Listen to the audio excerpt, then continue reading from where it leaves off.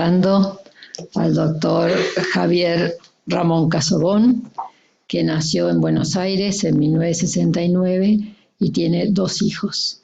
Es periodista, abogado, especialista en Derecho Penal y especialista en Inteligencia Estratégica y Crimen Organizado, y aprobó el curso del doctorado en Ciencias Penales en la Universidad del Salvador y un programa sobre historia de la Corte Suprema Argentina y su jurisprudencia en la Universidad Austral.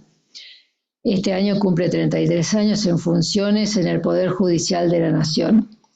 Trabajó en distintas instancias, siempre en el fuero penal, incluso en la Corte Suprema, y actualmente es secretario de Cámara en la Cámara Nacional de Casación Penal.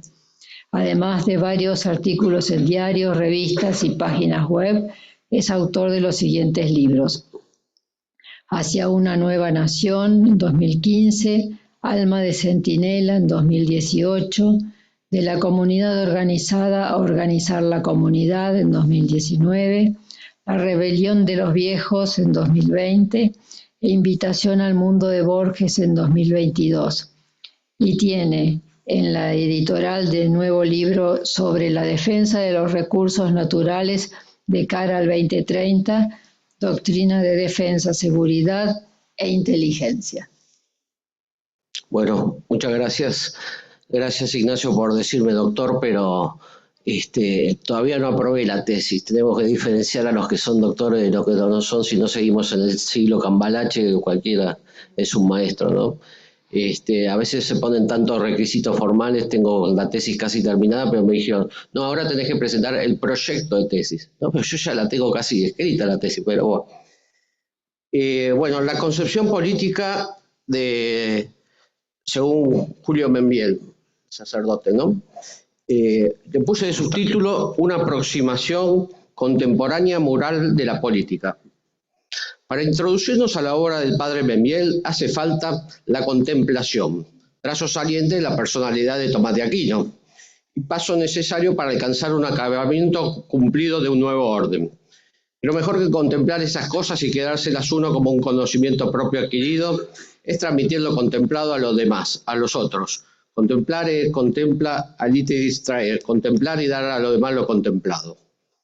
Para realizar este nuevo orden institucional hacen falta hombres de Estado que estén dispuestos a comprometerse para iluminar ese camino. Como el Aquinate le enseñó, es más perfecto iluminar que solo brillar. En estas tierras, ya lo decía Atahualpa Yupanqui, mejor que iluminar es alumbrar. Nos están faltando esos faroles que alumbren al pueblo, que supere la dialéctica partidista o algo que no tenga olor a lo político electoral, sino más bien ese olorcito a pueblo y al bien común, siempre tan necesario para nuestra comunidad.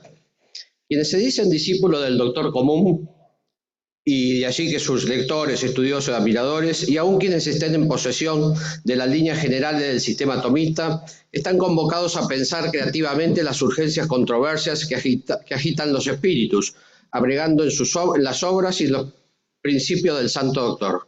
Los problemas actuales han de resolverse de acuerdo con el espíritu de Santo Tomás, cuyo sistema no es un libro cerrado, un argot inexpugnable, o, peor todavía, un sepulcro antiguo y superado. Su filosofía fue sí un sistema coherente y vasto, pero al mismo tiempo flexible, abierto al progreso y por lo tanto expedito para nuevas formulaciones capaces de integrarse a él. Una voz actual refrescante frente al color político del mero momento. Así Membiel, desde la primera oración de la introducción de su obra, señala contundentemente la fórmula: la política debe servir al hombre. Principio de axioma que lo dice todo, porque el filosofismo y la revolución, antes de corromper la política, y lo mismo dígase de la economía, corrompieron al hombre. La Iglesia, en cambio, antes de dar una política cristiana, ordenó al hombre y no dio al cristianismo, no dio al cristiano. No es lo mismo una concepción política si se hace del hombre un simple ejemplar de la escala zoológica, que si hacemos de él un ser iluminado por la luz de la razón, con un destino eterno. Las leyes de la política humana tienen que estar puestas al servicio del hombre. Y esta no sería individualista, ni liberal, ni democratista, ni organicista, ni popularista, ni estatista, como han fingido los filósofos y juristas salidos de Hegel. Si así fuera, sería una política humana, una política humana. No hay palabra más exacta y precisa para calificarla. En cambio, la vida cristiana, sin dejar de ser humana, es algo, resalto lo de algo, ¿no?, más que humana. Y ese algo más, entre comillas, es una vida sobrenatural que trasciende todas las existencias de cualquier naturaleza creada o creable. Es una nueva criatura en Cristo. San Pablo, 2 Corintios 5:17. Que se injerta en la naturaleza del hombre y transforma en divina, sin destruirla. El hombre sobrenatural u hombre católico es un hombre de vida nueva. San Pablo, Romanos 6:4. El hombre católico es un hombre y además el hombre católico no es un hombre y además católico. El hombre católico es una unidad, una unidad. Todo lo que haga debe ser católico, esto es, adaptado a las exigencias de su fe y su caridad cristianas. Así, la política es una actividad moral que nace de la naturaleza de las exigencias humanas en la vida terrestre. Por ello, el logro de determinados fines políticos deben ajustarse a la vida sobrenatural. Por ende, ello exige que en las condiciones presentes de la vida política subyace, más allá de lo que hoy llamamos batalla cultural, la especial urgencia que el católico conozca la doctrina católica sobre la política. Bien recuerdo, cuando estudiaba en esta universidad, un adjunto de mi padre, Eduardo Quintana, recientemente fallecido, un gran jurista, nos preguntó una vez en clase, bueno, ¿cuál es el centro de la Universidad Católica? Uno dijeron el decanato, el rectorado, el aula 328, y hasta que uno dijo la fotocopiadora. Y Quintana dijo, no, la capilla, lo repitió 3 veces. La capilla es el centro de la Universidad Católica. Por eso este conocimiento, además de ser reflexivo, ha de penetrar en la esencia de la realidad política y sus principales nexos causales.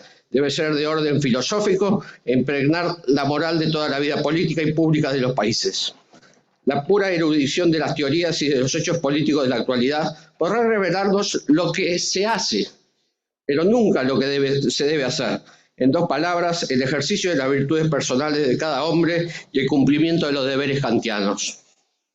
Se sabe que la política busca el bien común, pero para que haya una constante y permanente procuración del bien común como fruto del reinado público de la justicia, único capaz de producir a su vez el don divino de la paz, que es, aún entre todos los bienes terrestres y pasajeros, el más agradable del que hablar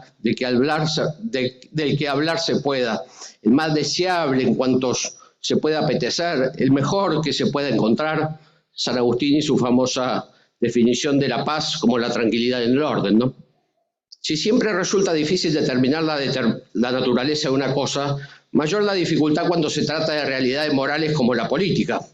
Ante todo, se ha de advertir que, si bien nuestra tarea versa exclusivamente sobre la ciencia política, no se deja de lado lo que es propio de la prudencia política, o sea, la política en su acepción genuina, que considera la formación, estructura y gobierno de las sociedades humanas llamadas políticas. Cabe preguntarse entonces, ¿estas sociedades políticas es un fenómeno natural o un producto artificial de la actividad del hombre? ¿O es, por fin, un hecho específicamente humano, una categoría moral, como son los actos de la virtud de la templanza o de fortaleza, que no puede el hombre, sin quebrantar las leyes de su conducta, dejar de ejecutar?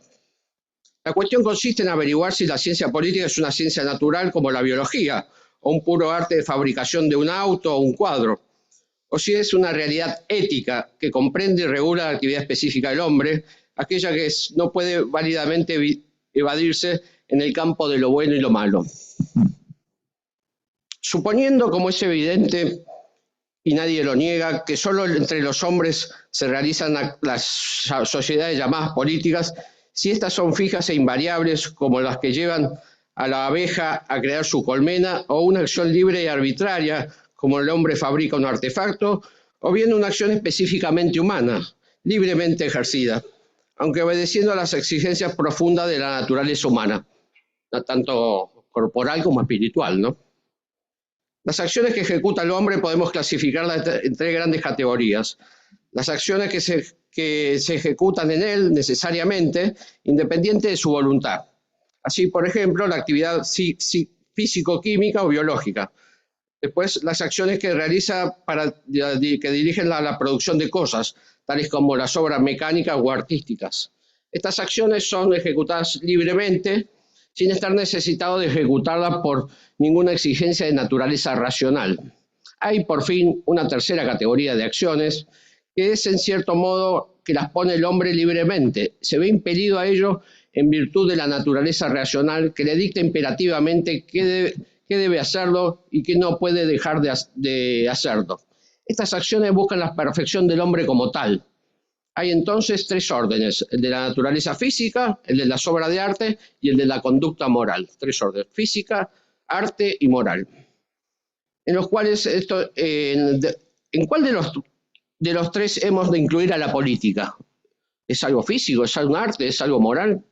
De la respuesta de esta cuestión depende toda la teoría política.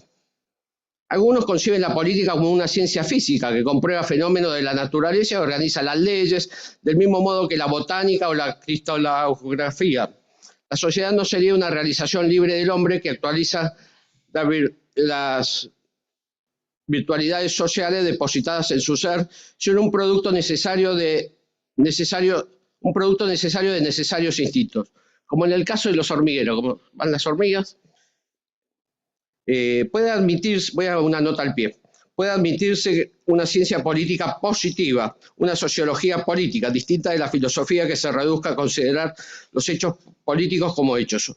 Una tal ciencia busca tan solo lo que es la realidad política de una sociedad concreta determinada, tratando de explicar mutua interacción de los elementos de la vida social, sin explicar la norma de la vida política y menos juzgar la moralidad de esas acciones. Tal ciencia política no podría explicar si tal forma de asociación es normal o anormal, buena o mala, porque tales juicios se suponen el conocimiento del fin de la vida humana, que son solo posibles en la filosofía social política. Sigo con el texto. Excluida la fundación y la estructura de la sociedad, el elemento virtud, resulta que la vida política es ajena a la justicia y a los preceptos evangélicos. Su fin no será el bien común temporal, como enseña la moral cristiana, sino el interés nacional o el supranacional o el mero interés financiero de algunos pocos. De donde resultaría que la política es tan independiente de la moral como el funcionamiento del páncreas. Tampoco la patria es una divinidad en cuyo altar hay que inmolarlo todo. Cuanto por ella se haga está permitido, y las acciones que en la vida privada serían malas, si se hacen por la patria, son magnánimas. La razón de Estado se convertiría en estos tiempos modernos en la razón de nación, como sería el pueblo elegido judío y la tierra prometida, encierra plena justificación. O las ahora llamadas democraduras, Cuba, Venezuela, donde existe una exaltación desorbitada del Estado, donde todo es un neofascismo y todo está dentro del Estado y nada humano o espiritual se halla fuera del Estado y mucho menos tiene valor. La razón de Estado o la razón de nación sería amoral o inmoral, porque se establecen como normas de la moralidad que a la sazón deriva a revivir el estatismo pagano, en el cual el hombre está supeditado al Estado o a la nación como parte del todo. Muy propio de Santo Tomás, la parte del todo, ¿no? Tampoco se trata de caer en un contrato social de Rousseau. Este pensador finge para ello un contrato social por lo cual los hombres, hasta entonces libres, se determinan a vivir en sociedad. Lo curioso de este pacto es que no anula la libertad individual de los contrayentes, porque estos, al darse a todos, no se daba a ninguno. Y en segundo lugar, porque al someterse a la gran yo común, a la voluntad general que se engendra, se someten a sí mismos.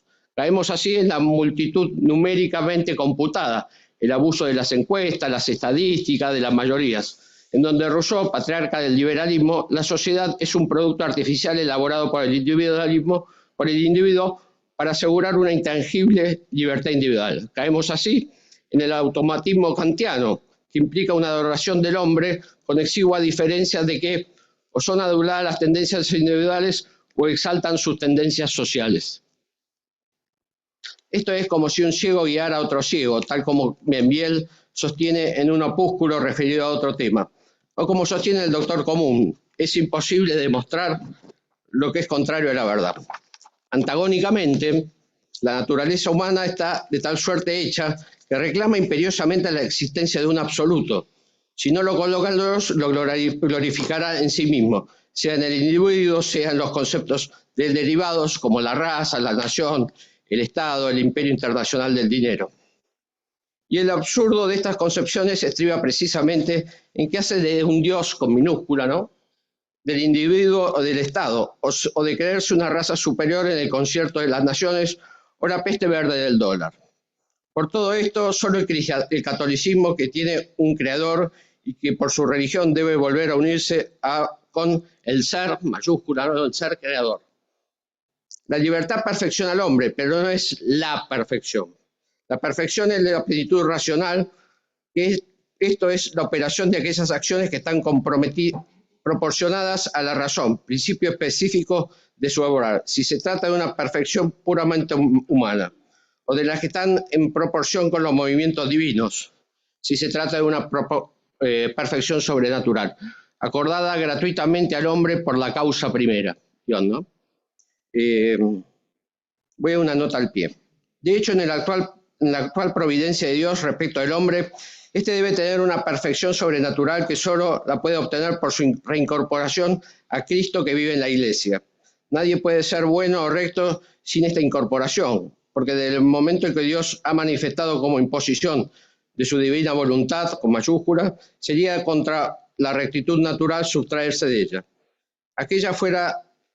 Aunque fuera de esta razón, es imposible la observación de los mismos preceptos naturales, sin la gracia sobrenatural, según la Iglesia, como los pelagianos, aquellos que adoptaron la doctrina de Pelagio, un monje del siglo XV, que sostenía que el ser humano puede alcanzar la salvación y la perfección por su propio esfuerzo, sin necesidad de la gracia divina y negando el pecado original, temas que el teólogo Andereggen maneja perfectamente, ¿no?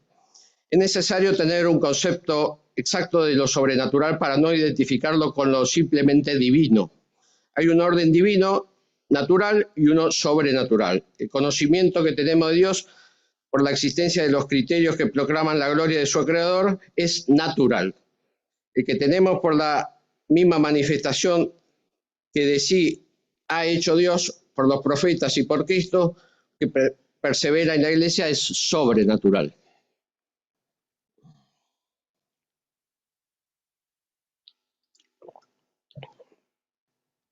Continúo con el texto. El hombre ha de aspirar a su perfección. No nace con ella, pero puede poseerla. Su inteligencia y su voluntad tienen capacidades, en cierto modo, infinitas.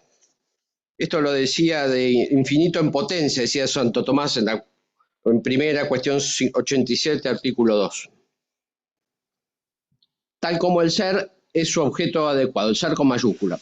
Pero respecto de este ser con mayúscula, se halla en estado de pura posibilidad como tabla rasa, en el que nada se ha escrito. Cuestión primera, cuestión 79, artículo 2. Ha de lograrla con sus actos tendiendo hacia su ser, que está fuera de él, con sus actos libres. Lo que decía Mozo, ¿no?, los actos libres. Pero no basta para que sean libres para que lo perfeccionen. Deben ser actos buenos, libremente ejercidos. Actos buenos, libremente ejercidos. El hombre está sujeto a una ley anterior a él, que lo acompaña en su existencia. Y esta ley, lejos de rebajarle, constituye su gloria, porque reclama intrínsecamente por la propia perfección de su ser, en la garantía de su perfeccionamiento.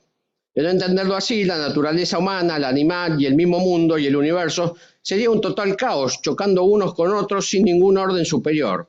Existe, pues, una ley eterna en la inteligencia del Creador, que ordena los principios del ser y de la acción que han de ajustarse todos los seres a Él creados, Él con mayúscula, ¿no?, el ser, el Dios.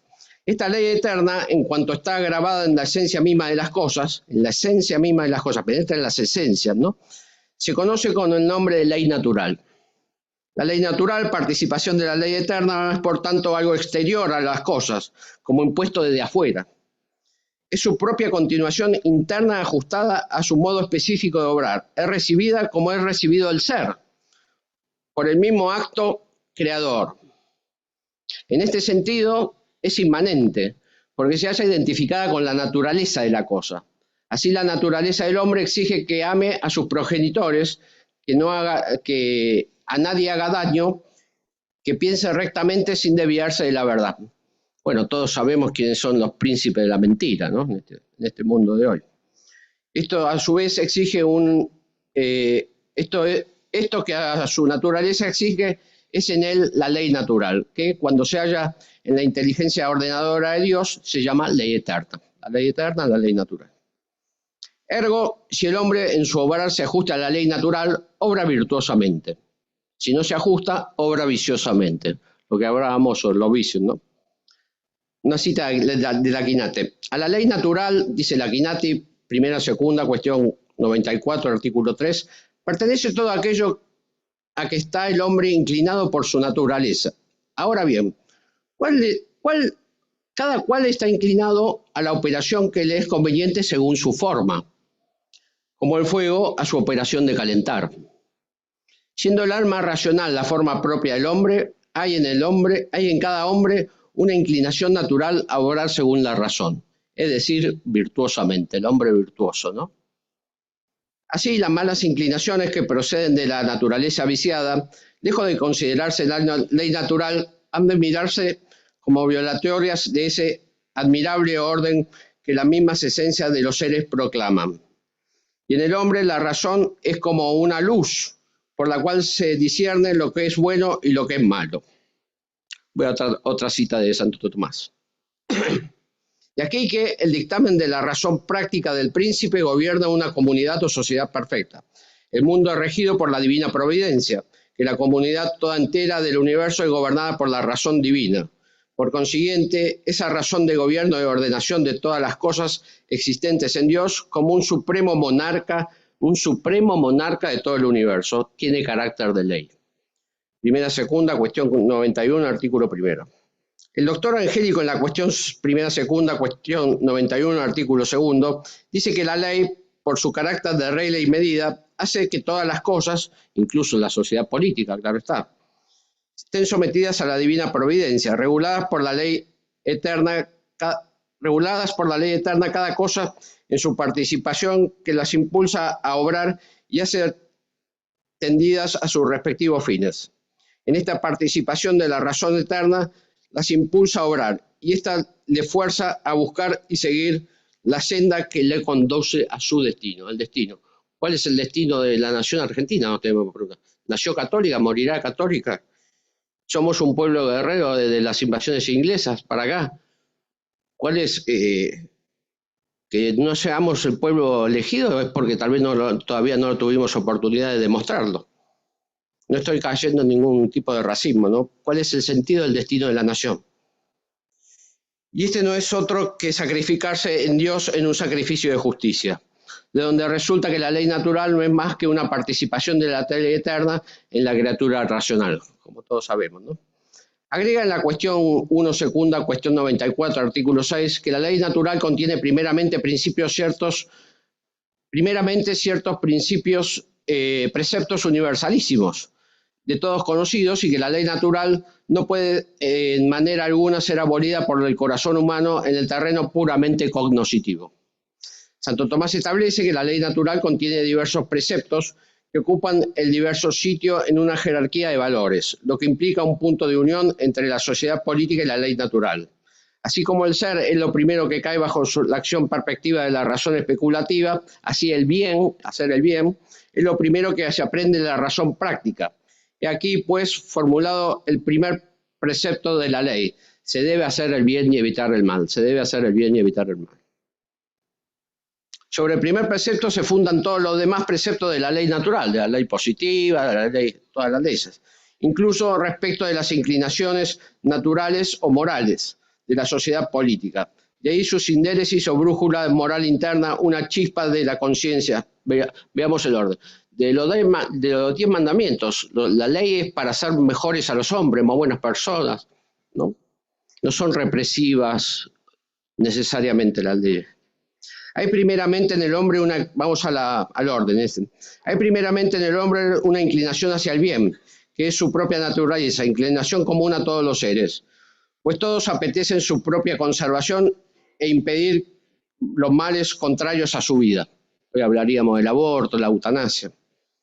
La segunda inclinación, hija de la primera, tiende a un bien más particular, más concreto, la procreación y la perpetuación de la especie, LGTB, todo lo que quieran ustedes, la formación de la crianza de los hijos y las obras y otras de esta índole.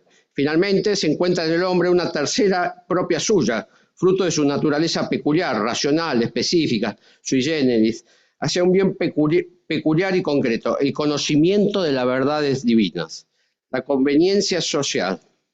Por eso son las injusticias sociales, los jubilados, lo desechable, lo descartable del sistema, la vera planilla del Excel, etcétera, son quebrantadoras en consecuencia de la paz ciudadana y de la auténtica libertad.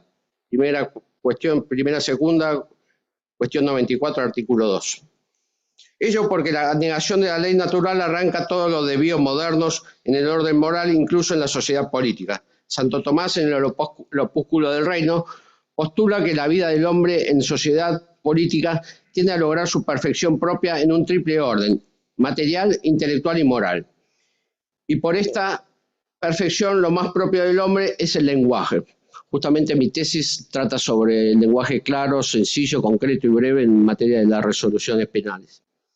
Con lo cual, puede mantener un comercio con los semejantes mucho más estrecho que cualquier otro animal de los que viven agrupados: la grulla, la hormiga, la abeja. Ergo, aún en el estado de inocencia, los hombres hubiesen vivido socialmente, y habría quien ejerciese mando sobre otro. Primera cuestión 96, cuarto. Es decir, hay una inclinación a la vida social y no al maltrato político, tan de moda últimamente, ¿no?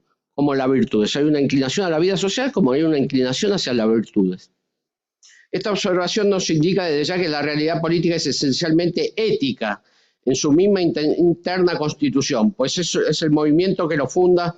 No es la voluntad libre pura, ni un instinto forzoso, ni una intuición personal del dirigente de turno, sino el movimiento intrínsecamente moral y obligatorio. Yo creo, me parece una intuición. Sí. El hombre alcanza su perfección en la plenitud racional, esto es, en la consumación de todo su propio ser, de su propio cuerpo. Bueno. Voy a pasar una par de párrafos. Nótese que si se descuida el fin moral, la corrupción pública, no solo se peca contra la religión, sino también contra la sociedad, hasta que se podría demostrar que si la política tiende tan solo a procurar bienes económicos, como ocurre en las sucesivas administraciones del país, en detrimento de los morales, de tal suerte se corromperá, que será incapaz de producir ni siquiera los económicos. Después tenemos el bien común inmanente, el bien común trascendente, como ustedes saben. El bien común inmanente, la salud, la educación, la seguridad.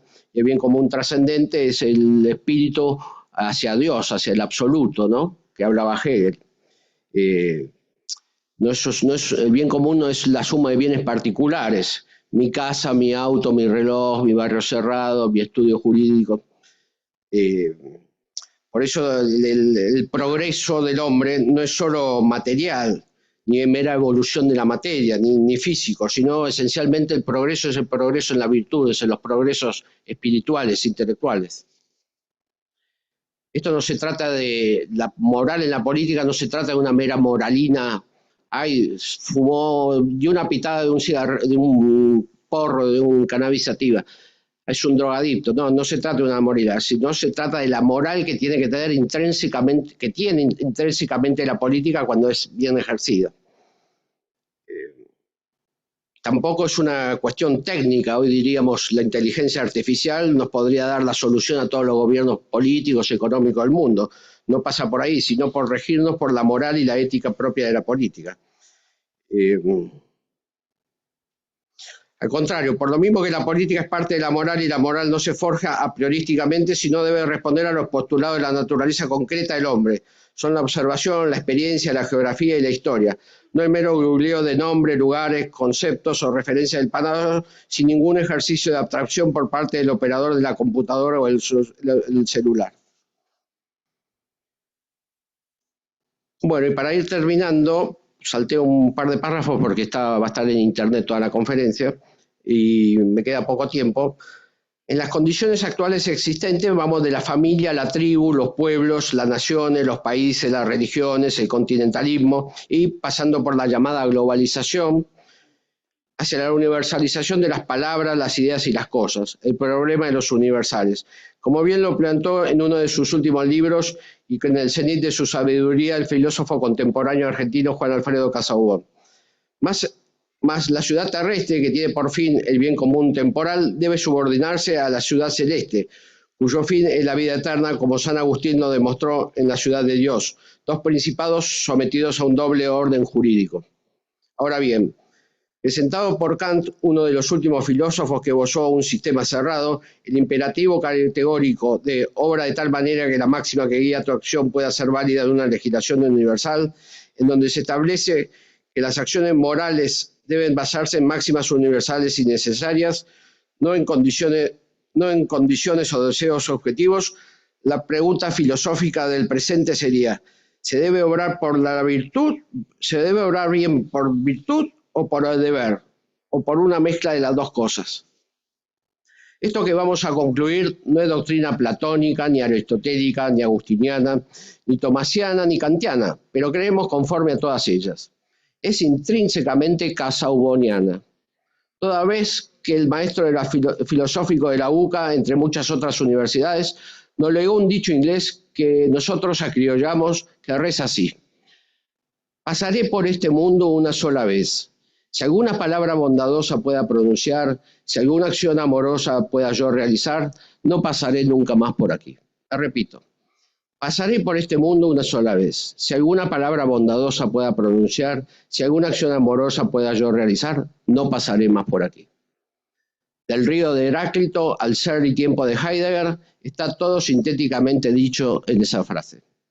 Ergo, la consumación ideal de la naturaleza moral de la sociedad política y social como fruto de la realidad histórica a lograr, solo podrá ser alcanzada cuando se cumpla la utopía de Santo Tomás More, el libro La Utopía, ¿no?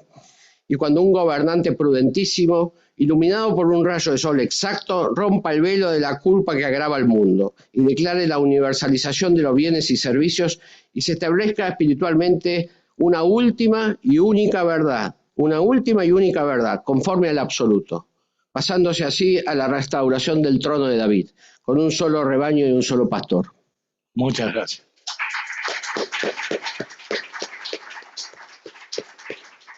Bueno, ahora tenemos muy poco tiempo porque va a comenzar la Santa Misa que preside Monseñor Pedro Mantrines.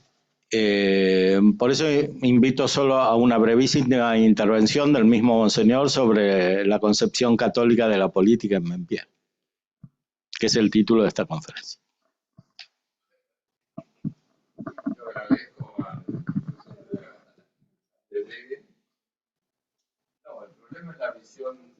Es la visión del todo, entre la verdad, el bien, y por eso católica.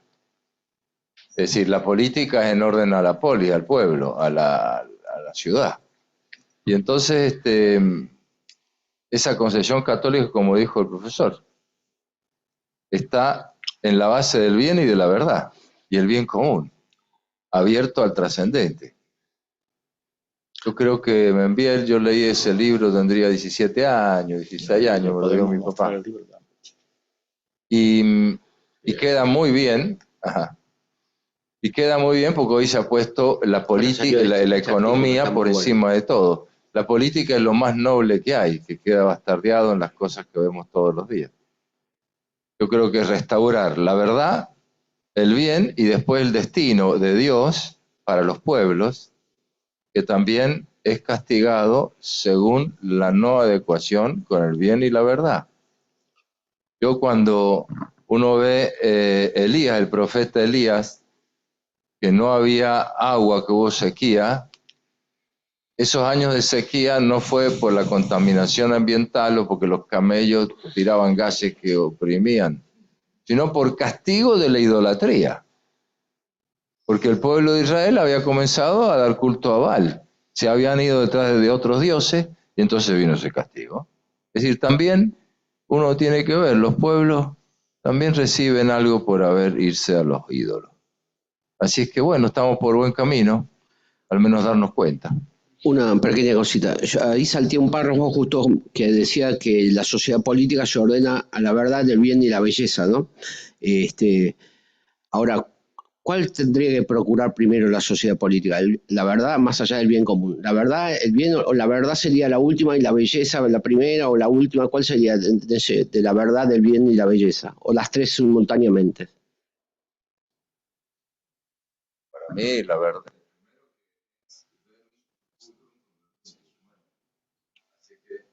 Serían los tres. Pero, sobre todo la verdad, en el orden de la inteligencia, es la capacidad del intelecto de ver en el ser de las cosas la verdad, que si no la podemos conocer. Aún ese bien que yo pretendo primero, o la belleza que pretendo primero, la inteligencia tiene que ver que eso es verdadero. No puede ser aparente. Claro, hay obras artísticas que son feas y la inteligencia descubre que no es bello eso. Claro. Supuestamente artísticas, ¿no? Sí. Y la prioridad del ser, la metafísica. Absolutamente. Bueno, muchas gracias, Monseñor. Ahora lo vamos a escuchar otra vez en la Santa Misa.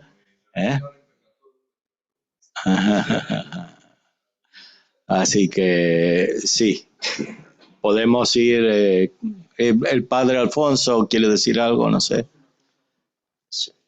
Hay un artículo del padre Membiel en la Gala de 94, que es una de las últimas, no las últimas, pero es muy bueno escrito. Nada más recordando esa frase de tu padre, que fue un gran filósofo, un gran pensador político, un gran filósofo del derecho, pero sobre todo un gran cristiano. Esa frase que decía tu padre me recordó una frase de San Maximiliano Kolbe, que se trató de él el primer día, y que dice más o menos lo mismo. Este gran santo, pensador, teólogo, buen filósofo, ¿no? Y buen político en su pensamiento, Maximiliano Kolbe. Decía, esforcémonos por dar las más posibles muestras de amor en la vida, porque la vida pasa y pasa inexorablemente. Muy parecida a la frase de tu padre. Sí, totalmente, muchas gracias. Es decir, si cada uno más o menos dentro de obra bien en cada instante, y eso enriquece al ser de la propia persona, su propia existencia, porque es como una gracia que recibe, no gracia sacramental, pero como un alivio al alma que tiene si obra bien uno. Y si todos obramos bien y los que queremos obrar bien nos juntamos, podemos hacer muchas grandes cosas, me parece, ¿no? Bueno, doctor Bentivegna, muy breve. Sí, brevemente. Como aludió al doctor Eduardo Quintana, que falleció hace poco, ¿no? Un poco en honor de su memoria. Él sostenía, al hablar de Habermas, por ejemplo, que la filosofía social ha perdido el horizonte del ser. Así, el conocimiento del ser es una utopía. Y el hombre es el conjunto de sus relaciones sociales, según la concepción que está en déficit respecto de la ontología, ¿no? Esto lo dijo en la Corporación de Abogados Católicos el 27 de mayo del 2003. Un apunte que yo le tomé, y bueno, en honor al doctor Eduardo Quintana y a todos los que están tratando de defender en el ámbito jurídico, está predominantemente invadido por igualadores retóricos, están tratando de volver a las fuentes del ser, de la verdad, del bien, el orden moral. Es todo un desafío enorme y gracias entonces por este discurso de defensa del catolicismo y sus principios para construir el todo social práctico político, ¿no?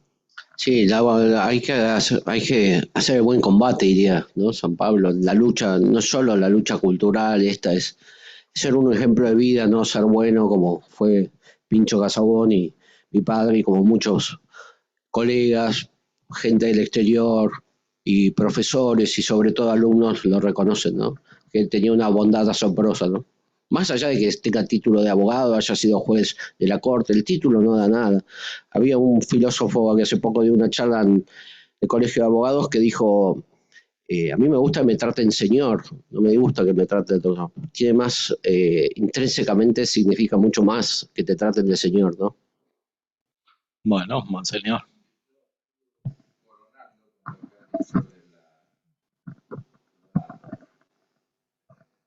La primacía de Dios, que es la doctrina de Cristo Rey. Es decir, no es solamente la doctrina, la realidad, que después es doctrina, no solo es la presencia católica, que significa la presencia de Cristo en la vida social. Bueno, Digo, ahora que estamos en el aniversario de la Quas Prima, me parece que entraría ahí, justo, ¿no? Que Él es la verdad. Bueno, muy bien. Bueno, si monseñor sigue hablando, no puede comenzar la misa el mismo monseñor.